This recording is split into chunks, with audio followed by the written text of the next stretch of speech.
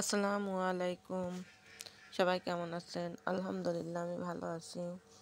আমি আজকে সুন্দর একটা গলার ডিজাইন নিয়ে আপনাদের মাঝে চলে আসলাম।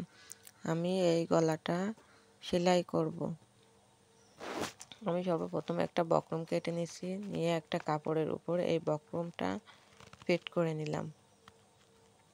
সুন্দর করে বক্রমের উপর দিয়ে সেলাই দিয়ে নিলাম। সেলাই দিয়ে সেটিং করে নিলাম।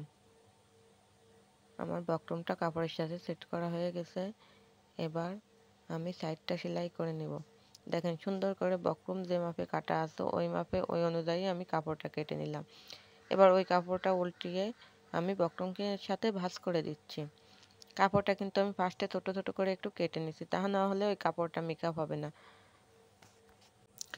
কাপড়টা সাইড থেকে এভাবে ছোট ছোট করে না কাটলে আপনার সুন্দরভাবে মেকআপ হবে না কাপড়টা। দেখেন আমি কিভাবে কেটে কেটে মেকআপ করে নিচ্ছি। কত সুন্দরভাবে সেট হয়ে গেল গলাটা।